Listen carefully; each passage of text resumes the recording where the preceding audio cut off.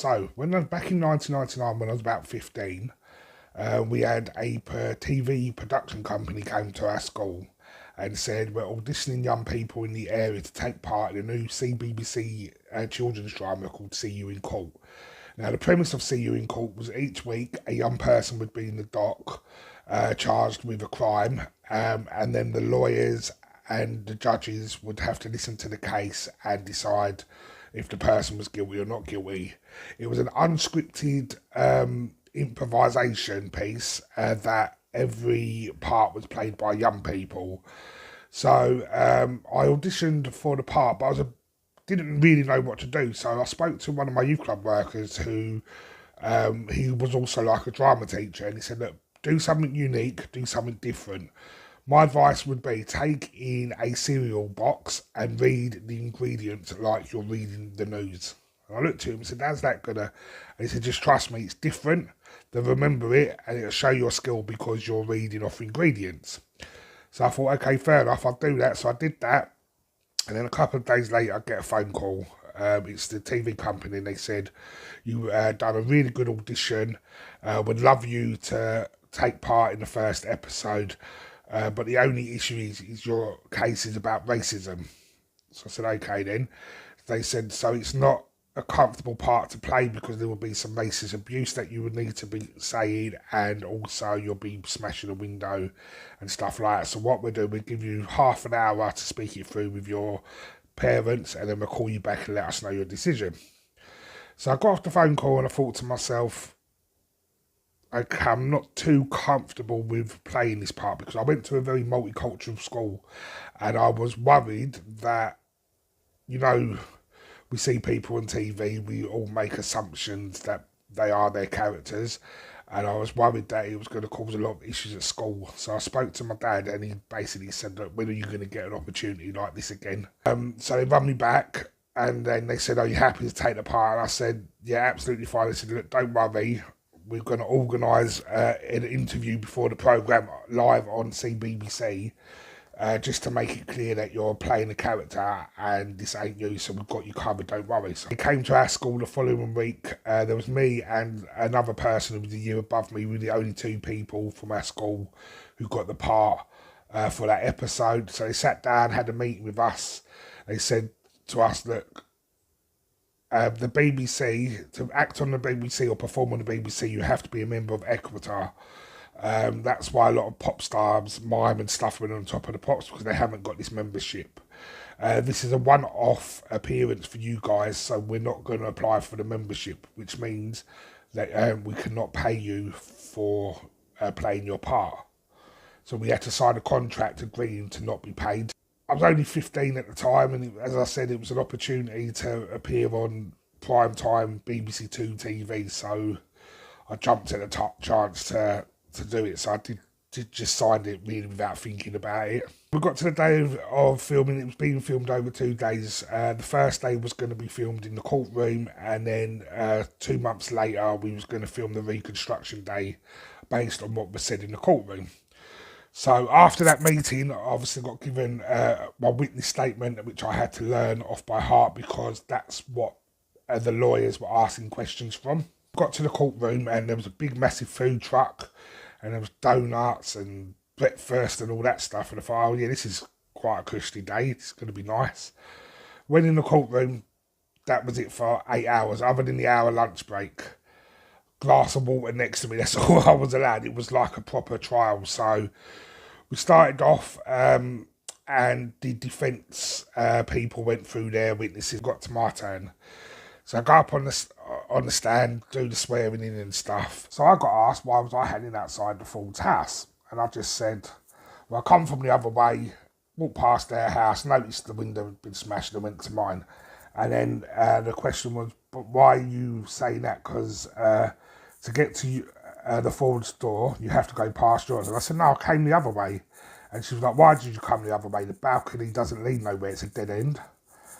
So what happened was, I grew up when I was younger on a balcony of houses, and both sides had an entrance. So you could come from one end or you could come from the other. So when I read my statement and it said we lived on a balcony of maisonettes, this is what I assumed the setup was like.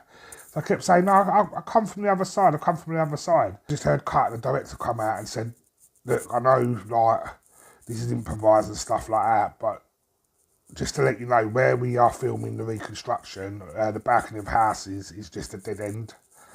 So it doesn't lead anywhere. You have to go past your house to get to their house. So we just need you to say you was bored and you didn't want to go in yet. So the moment that happened, I sort of knew that it was going to be tricky to get myself out of the situation. So I said that line and we carried on filming with the day. To deliberation, the 3 magistrates went downstairs in the courthouse to go and make a decision, and all the equipment went downstairs. So went outside, and this was the time I finally managed to get something decent to eat.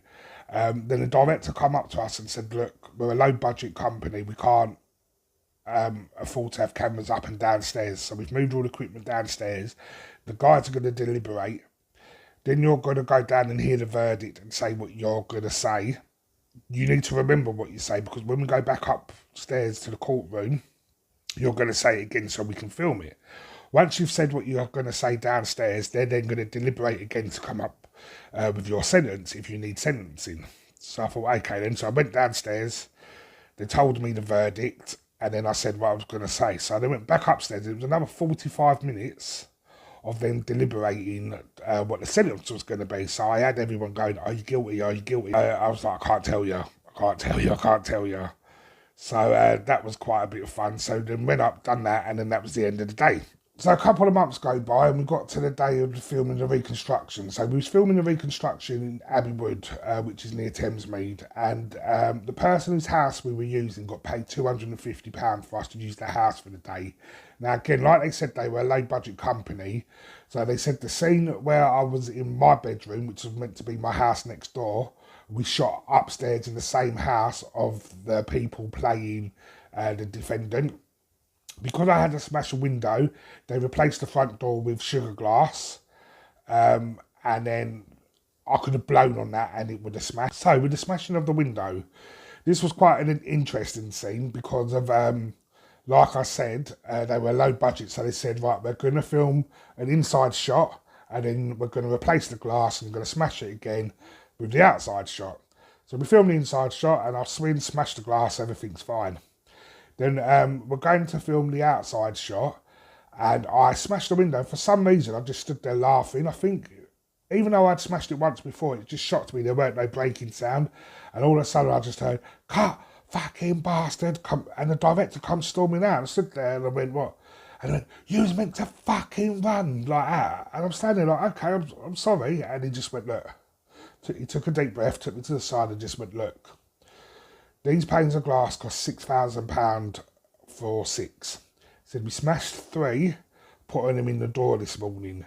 We've done an inside shot and smashed one, and now you've just smashed one and haven't run off, which is what you're meant to do.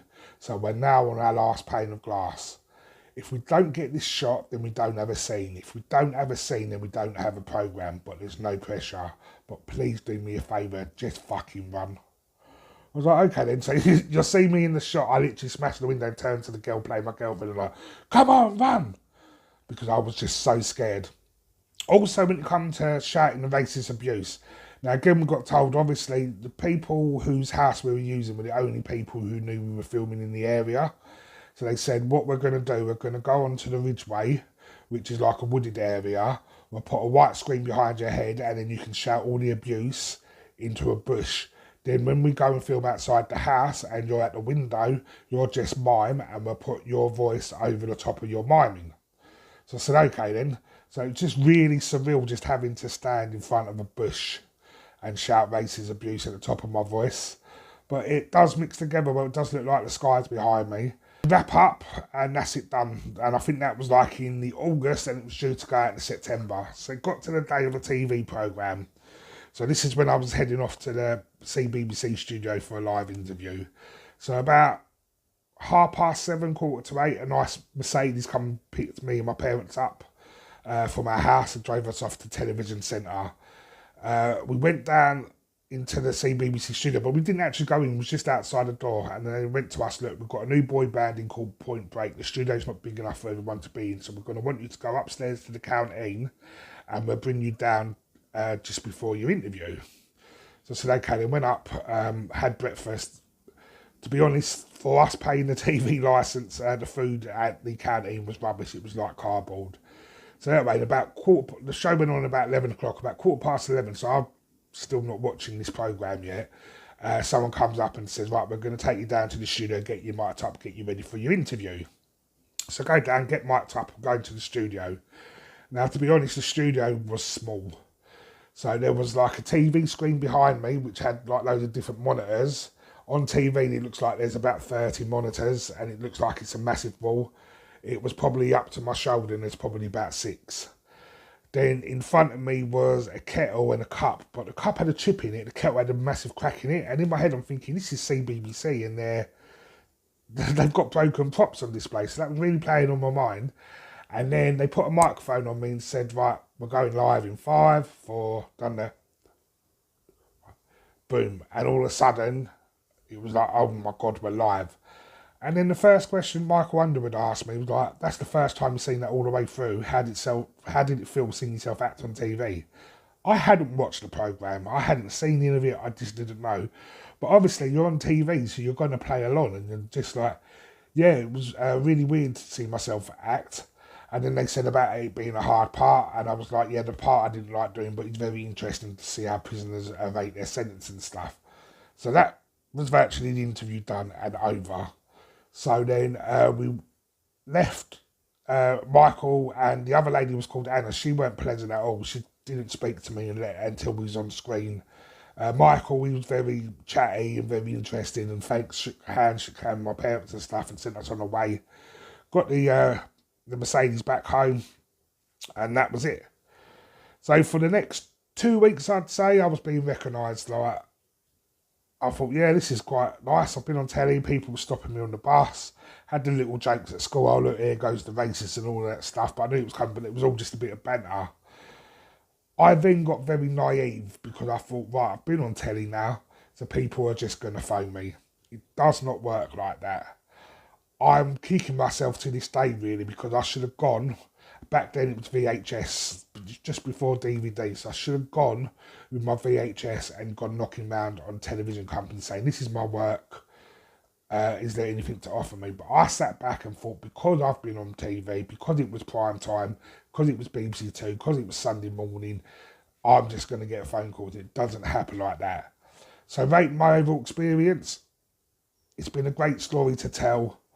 It was really interesting to see the behind the scenes of TV works. It was also interesting to have an interview on Cbbc live on a Sunday morning. So all that was fantastic. But I am kicking myself for not doing nothing with it. I just sat back, thought the calls would come in, they didn't, and I just let my life continue. So overall, looking back now, at the age of 38 to back to when I was 15, I'm going to give the whole experience a 5 out of 10.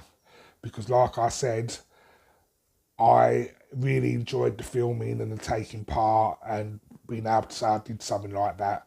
But like I said as well, I got very naive and I had no one to guide me.